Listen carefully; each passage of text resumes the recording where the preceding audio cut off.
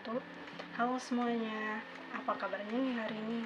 Semoga kalian yang menyaksikan video ini selalu sehat dan selalu berada dalam lindungan Allah Subhanahu wa Ta'ala ya. Sebelum kalian menyaksikan video ini, izinkan saya untuk memperkenalkan diri terlebih dahulu.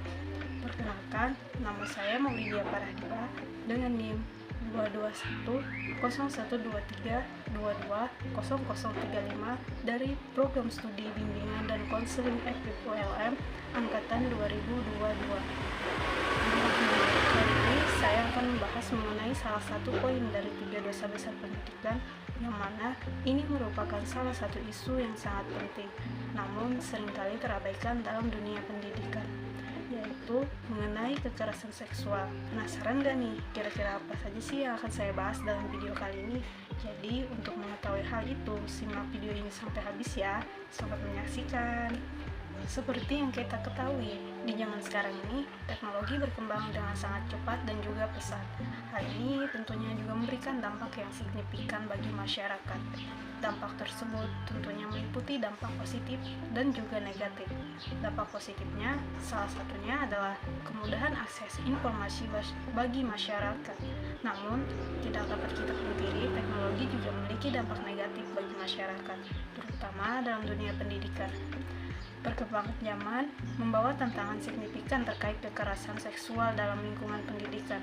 Dengan akses yang semakin mudah terhadap teknologi dan media sosial, kasus kekerasan seksual cenderung meningkat di dunia pendidikan.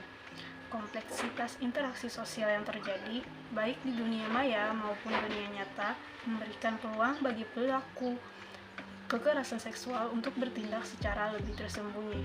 Identifikasi kasus-kasus kekerasan seksual di dalam lingkungan pendidikan juga menjadi lebih rumit karena adanya berbagai platform komunikasi dan kurangnya kesadaran akan tanda-tanda serta metode pendeteksian yang efektif.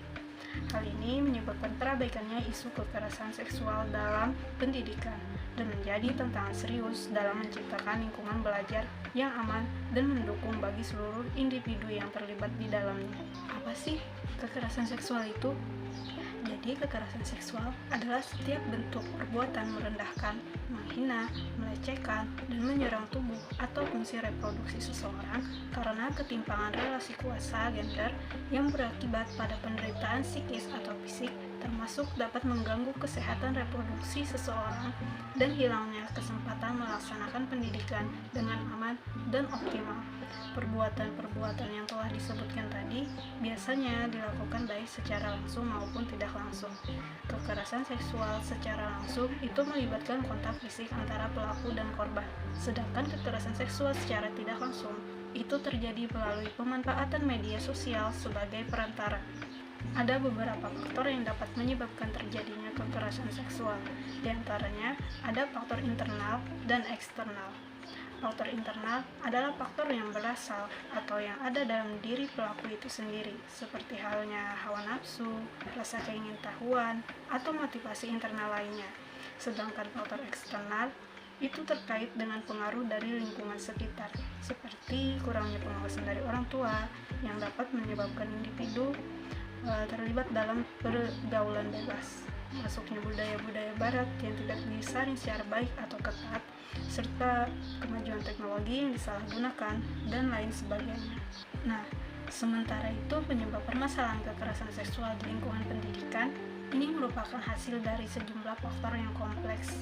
Pertama, kekerasan seksual terjadi karena adanya ketidaksetaraan gender dan penyalahgunaan kekuasaan. Kedua, kurangnya kesadaran akan pentingnya pendidikan seksual yang menyeluruh di lingkungan pendidikan. Ketiga, pengaruh budaya seperti masuknya nilai-nilai yang membenarkan atau memfasilitasi perilaku kekerasan seksual. Selain itu, kemajuan teknologi yang disalahgunakan juga menjadi penyebab lain yang menghadirkan tantangan nyata dalam mengatasi permasalahan kekerasan seksual di lingkungan pendidikan. Umumnya, diperlukan upaya bersama antara pemerintah, lembaga pendidikan, keluarga, serta masyarakat secara luas untuk mengimplementasikan kebijakan yang menjaga keselamatan dan mencegah terjadinya kekerasan seksual. Langkah-langkah yang dapat diambil diantaranya yaitu yang pertama, peningkatan kesadaran dan pendidikan publik, yang mana ini adalah serangkaian langkah.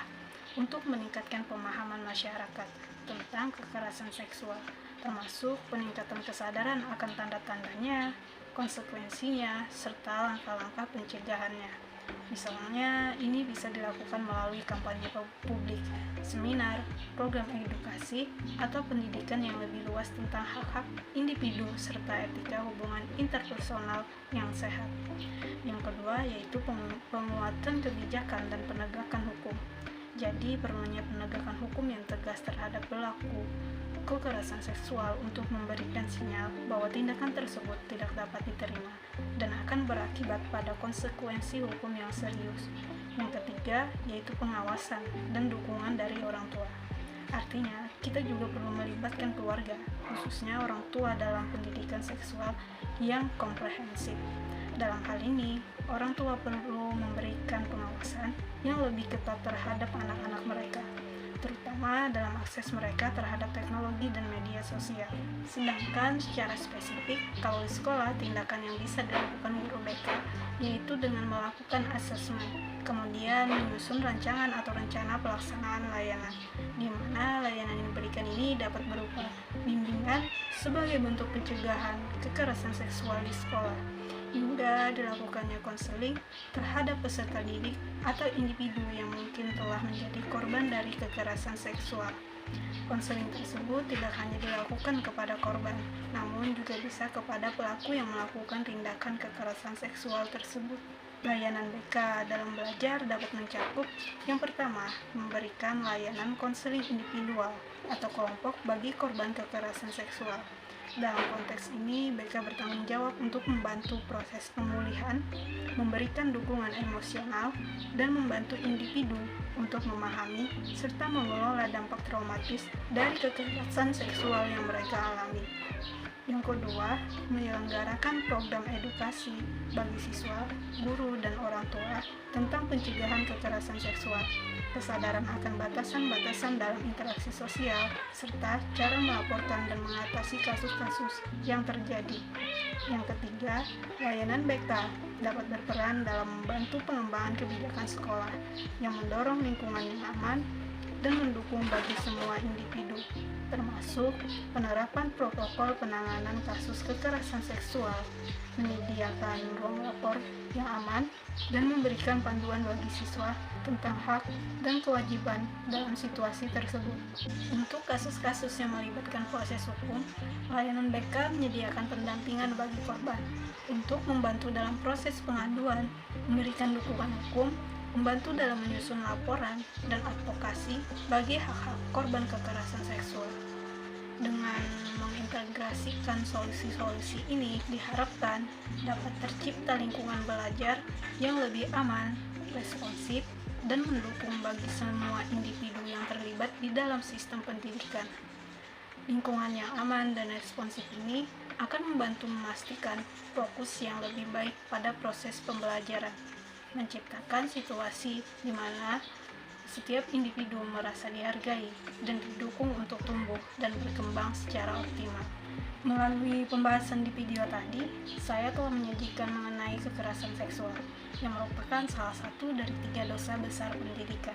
Oleh karena itu, diharapkan setiap instansi pendidikan di Indonesia dapat menciptakan lingkungan yang aman dan nyaman, yaitu lingkungan yang bebas dari kekerasan seksual bagi setiap peserta didiknya, dengan cara menerapkan kebijakan yang kuat dan tindakan preventif yang proaktif dalam mengatasi kekerasan seksual.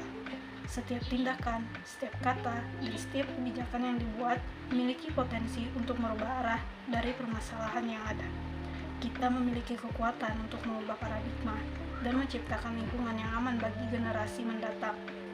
Mari kita bersatu, memperjuangkan keadilan, dan menciptakan dunia di mana setiap individu dapat hidup tanpa takut akan adanya kekerasan seksual. Stop kekerasan seksual dalam bentuk apapun. Kekerasan seksual tak bisa kita biarkan, tetapi harus kita lawan. Demikianlah video yang telah saya sajikan. Akhir kata, saya ucapkan terima kasih dan mohon maaf atas segala kekurangannya. Semoga video ini bisa bermanfaat bagi kita semua. Wassalamualaikum warahmatullahi wabarakatuh.